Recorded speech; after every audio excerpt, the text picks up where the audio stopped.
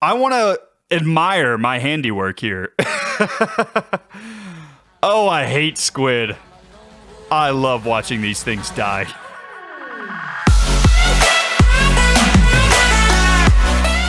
What's going on, guys? It is Killer Drone, and welcome back to some more Minecraft here on the Solo series. And ladies and gentlemen, we are back over here in the desert where we left off in the last episode, where we began some of the prep work for a squid farm.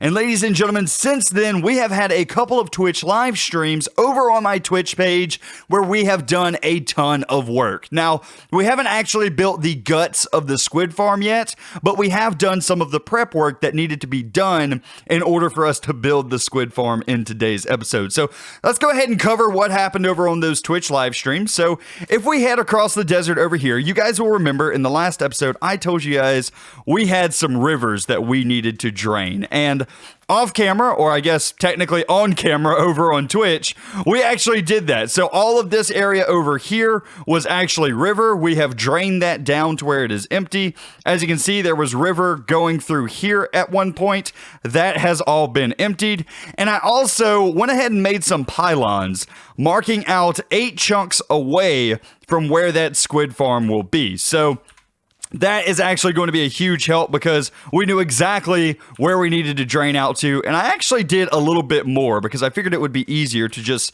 go ahead and drain this from this way and from this way in order to get rid of this larger area that is in here. So as you can see, there is some water from where the river used to be, but this is far enough away from the squid farm that this section right here is not going to hurt the squid farm at all. So I guess if it does, eventually we can come and drain this back a little bit further, but I don't think this is going to be an issue. Also, as you can see, because there is not a lot of spawning spaces for squid or salmon or anything like that to spawn in right now, if we come over here, you'll see there is a ton of stuff spawning into this little bitty area here. So we got 1, 2, 3, 4, 5, 6, 7, 8 squid, and 1, 2, 3, 4, 5, 6, 7, 8, 9, 10, about 12 salmon, something like that. That is a lot of aquatic creatures all packed into one area. And we're actually going to manipulate squid and salmon spawning inside of our squid farm in order to make it a little bit more efficient. So I guess that's what we can talk about next. We have already covered that we have all of the area drained in an 8 chunk radius from the squid farm. Next, let's talk about how squid actually spawn inside of Minecraft, because it's a little bit different than other creatures. So squid will spawn 24 blocks away from a player. So if I'm standing here, let's say 24 blocks away will be where a squid will try to spawn. So we do need to be a little bit away from the squid farm in order for it to spawn in creatures, which won't be a problem because this thing's going to be low enough into the ground. Also, squid can spawn all the way from sea level down to Y of 46. So if we look down here, you can see that I've already started construction all the way down at Y 46 because squid can spawn all the way down there, all the way up to the surface, which is up here. So we can have a pretty massive squid farm in this area with a ton of spawnable spaces for them.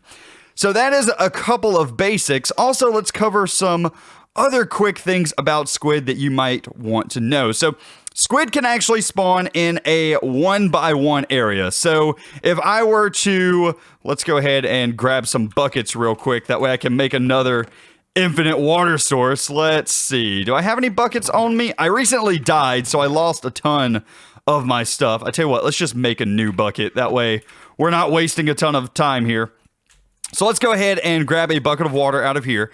If I were to remove these spawning spots here, this is technically still a spawning spot for a squid if it happened to be in a river biome, because they can spawn in a one block area. So this is technically still a spawning spot. Let's go ahead and remove this. And if we place this down, this is an even bigger spawning spot to where now they have 4 spots that they can spawn in. Now, another issue with the river biome is they can spawn in salmon. And we don't like salmon. We don't want salmon. They are a huge problem. Well, in order to keep salmon out of our spawner here to where we only get squid and we only have to deal with squid, we have to learn a little bit about how salmon spawn in the game as well. So salmon are a little bit different from squid. They do not spawn in 1 block areas. They do not spawn in 2 high areas. They will actually spawn in 3 high areas. So if I was to take ice here just for demonstration purposes, 1, 2, 3, this is how high the water would have to be for a school of salmon to actually spawn in. So, since we already know that squid can spawn in a 2 block radius, or I guess a 2 block area, what I can do is just make each chamber of the squid farm only 2 high. And that will stop salmon from spawning. So, let me go ahead and take you guys down to the bottom of the squid farm, and I'll show you guys exactly what I'm doing. So, let's go ahead and head down this ladder here, and I've busted through this box that we made here that was basically just for decoration. And as you can see down here, we have some signs, and then beside this area, we also have some fence gates. What the fence gates are going to do is it's going to allow the squid to swim off of these blocks and into a trench where they can just fall and die. And what the signs are going to do that are underneath is just hold up the water. So I tell you what I'll do is I'm actually going to head back up and I'll set up a small demonstration and I'll bring you guys back. That way I can show you guys exactly how this farm is going to work. Alrighty, ladies and gents, so what I decided to do was I'm just going to make kind of a cookie cutter design of the squid farm here. That way, if you guys want to expand this and replicate it in your world, you're able to do so. So let's go ahead and cover exactly everything that you're going to need for this farm. You're going to need signs, you're going to need fence gates, and you're also going to need water source blocks. Now, you can either do this with buckets or you can use ice. Ice is probably going to be a little bit easier, but use whatever you have on hand. So what you're going to start with is a floor of signs. Now, this is going to do 2 things. It's going to hold up your water, and it's also going to give the squid a block that they think that they can swim into. So if your squid are, let's say, spawning up here, what they will do is whenever they swim down, they will see this as a solid block, and they'll be like, oh, hey, I can swim down there, and they'll swim, and obviously you can't stand on fence blocks, so they're going to fall through. Next, what you're going to do, in order to hold your water in, you are going to place fence gates on every side of the water source. So you're going to do exactly this, once again, 2 high, because that is how high squid can spawn. And you do not want to make this farm 3 high because once again, then you'll have salmon spawning in. Lastly, all you're going to do is open up all of your fence gates. That way the squid see these as an open block for them to move into. And if I can get that fence gate pointed the right direction, there you go. This is basically the entire design done. All I'm going to do is place a block here, break this, and break this. And there we go. We have a squid spawning chamber done. Now, basically what I'm doing for my farm down here is I'm just expanding that exact principle to a much larger area. So let's go ahead and head down here. And as you can see, I have fence gates on either side. That way they can fall through. I have signs holding up the water. And basically all I'm going to do is I'm going to place ice all along here like this.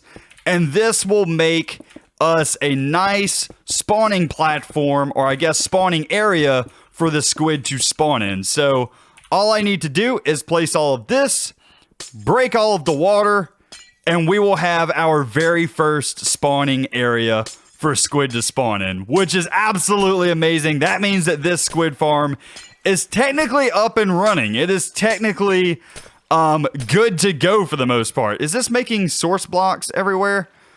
I don't think it is. I think it'll make a source block whenever I finish that one over there. It should finish this and fill all of this in. Let's go ahead and head all the way down. Here we go. Just like so. Break it, and it's filled all the way in. Nice. Now all I need to do is take out this stone floor, and we will have a too high water source for the squid to spawn in, and then they will fall to their death no matter which way they decide to roam. Now, this is not the most efficient farm as far as how quickly you kill the squid, because obviously squid could just like swim this way indefinitely and not fall through instead of swimming this way or this way.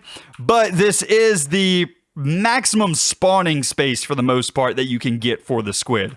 Also, I'm going to do this multiple layers up. So what I'm going to do now is I'm going to place signs like this, just like so, to hold up more water blocks.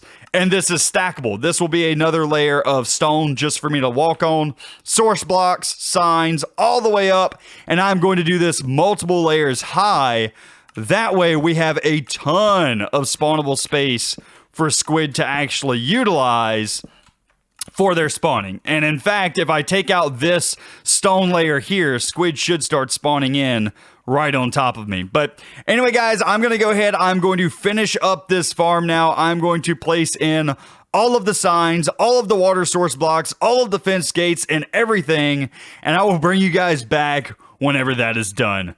Man, this is going to be a crazy project to use up a ton of resources, but I think it's going to be worth it. Ooh, we almost died there. That was close. Bring you guys back in just a minute. Alright, ladies and gents, we are back, and the squid farm is now completely done.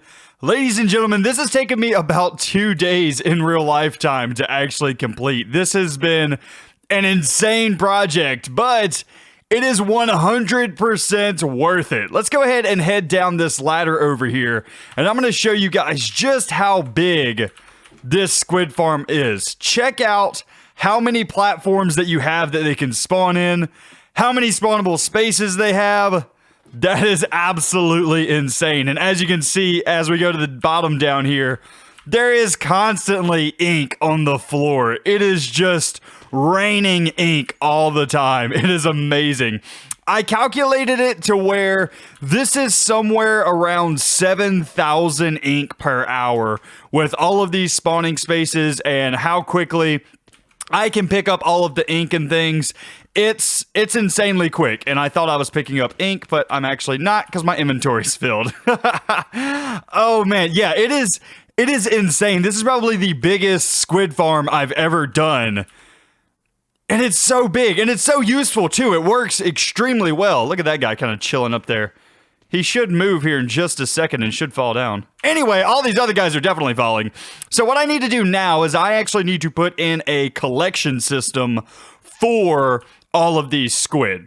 So what I think I'm going to do is I'm going to set down some hopper minecarts onto these rails and just have them go back and forth picking up all of the ink. Now, one of the problems that we're going to have, though, is storage. We are collecting so much ink that I don't know that I'm going to be able to store it all.